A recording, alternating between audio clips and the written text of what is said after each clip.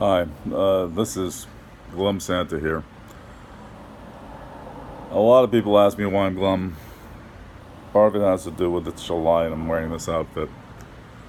But other things have to do with the current occupant of the White House. So, hey, I dropped that. And you see these articles, and this one came from Politico, January 22nd. Hey, I'm not good with the technology. Quint Forgey, Forgey, like Valley Forge, but with a Y at the end. And this is the embellished version. Title is Trump.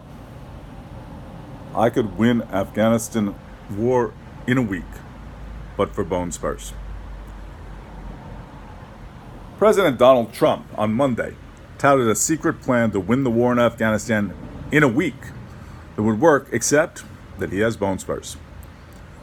It would be at a tremendous cost of life and very painful, he said, considering how fragile his feet are.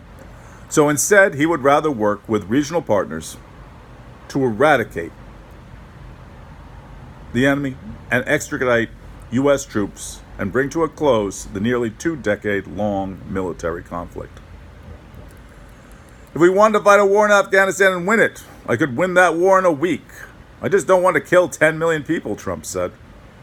3 million, that's a slam dunk. Go in and end the war. If that's going to win the war, 3 million, but 10 million is just too much. And besides, my bone spurs would keep me out of the fighting, just like they did in Vietnam. I have plans on Afghanistan, just like I did in Vietnam. I'm telling you, it would be a tremendous cost of life. I would go all Rambo on them. If I wanted to win the war, Afghanistan would be wiped off the face of the earth, the president continued. I would show that not only was I 100,000 times better than Arnold on The Apprentice, but that Sly Stallone can't hold a candle to me when it comes to Rambo action.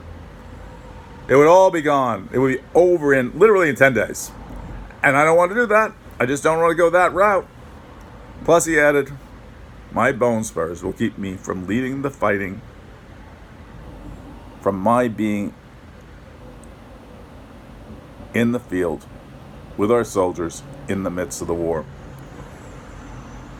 Trump was speaking alongside Pakistani Prime Minister Imran Khan in the Oval Office, and he said there exists tremendous potential behavior between the U.S. and Pakistan, and predicted that the Islamic Republic would help us out to extricate ourselves from Afghanistan.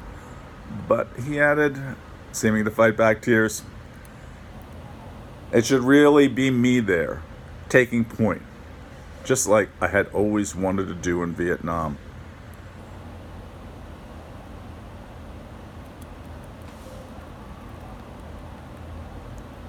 Basically, we're policemen right now.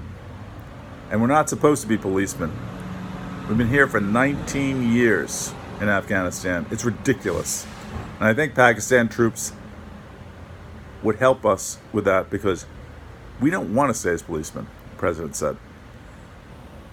It is not that I want to rely on ragheads, Trump continued. But sometimes you have to face reality. I could not fight in Vietnam because of my bone spurs, and there is nothing I regret more, at least not until now, that those same medically documented and authenticated bone spurs will prevent me from leading the troops into battle. That's been my dream since I was a young boy.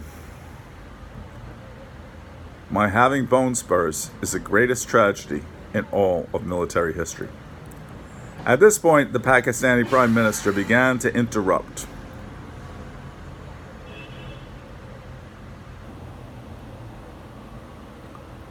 You are thinking of the Sikhs. They wear turbans. He emphasized that his people were not ragheads. Or maybe you were thinking of Arab sheiks. They also have elaborate headgear. But Pakistanis, not so much. Trump, seemingly overcome by emotion, burst out, "I don't give a flying boop what you..." It's a word that begins with W, ends in G, plural version, has an O in the middle.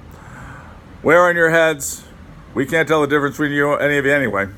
But then he said, "Except we know you are on our side," indicating with a broad smile his pleasure that the Prime Minister was there. "If we wanted to, we could win the war. I have a plan that would win the war in a very short period of time. You understand that better than anybody," Trump added. Pardon me. Turning to Khan, but instead of fighting to win, U.S. forces in Afghanistan are too focused on, quote, building gas stations and, quote, rebuilding schools, Trump alleged. The United States, we shouldn't be doing that. That is treating them like people we value. Every time I pulled into a gas station, some South Asian guy is there. So why do we have to send real Americans to do that? They have it covered. That's for them to do, he said. In America, we have people from all over South Asia selling Powerball tickets, cigarettes, and beef jerky, letting people pump their own gas. But our leadership did not see that. What we did and what our leadership got us into is ridiculous. The declaration from Trump comes amid a sustained lack of permanent leadership atop the Pentagon since former Defense Secretary Jim Mad Dog Mattis departed the administration in January. You would never think that we'd be sad about the fact that someone named Mad Dog was no longer in the administration, but he was the most stable person there. Mad Dog's exit was provoked in part by the president's stated intention to pull all U.S. troops out of Syria, as well as contemporaneous reports of similar withdrawal from Afghanistan. Trump, for several months, has been vocal in his desire to reduce America's military presence in the Middle East, although Army Chief of Staff General Mark Milley, his nominee to become chairman of the Joint Chiefs of Staff, warned a hurried drawdown of troops in Afghanistan would be a strategic mistake. This was at a Senate confirmation hearing just about 2 weeks ago. "We have already withdrawn quite a few, and we're doing it very slowly, very safely, and we're working with Pakistan," the president said Monday, gritting his teeth through the pain of his calcaneus and the metatarsal bone spurs in his hind foot. Khan also made a diplomatic ask of Trump from the White House, requesting that his American counterpart step in on his nearly crippled feet to broker talks between Pakistan and India aimed at ending the more than 70-year Kashmir territorial conflict. "I feel that the only powerful state, headed by President Donald, can bring the two countries together," Khan said, adding the U.S. can play the most important role in bringing peace in the subcontinent if only his bone spur will heal. Trump told Khan that Indian Prime Minister Narendra Modi has also extended his invitation to arbitrate the negotiations 2 weeks ago, and that he would, quote, love to be a mediator for the South Asian nations if his bone spurs would allow him to participate. "President, I can tell you that right now, you will have the prayers of over 1 billion people for your bone spurs if you can mediate and resolve the situation," Khan replied. But Ravish Kumar, the spokesman for India's Ministry of External Affairs, tweeted Monday afternoon that Modi never called on Trump to intervene in the Kashmir dialogue. Writing online, he wrote, "It has been India's consistent position that all outstanding issues with Pakistan are discussed only bilaterally, never bipedally." He continued, "Besides, the thing about the bone spurs is just about the biggest hoax that has ever been perpetrated in the history of the world. The guy is obviously a damn draft dodger and a craven coward. And just imagine what he does with Putin behind closed doors. How can you guys believe anything he says?"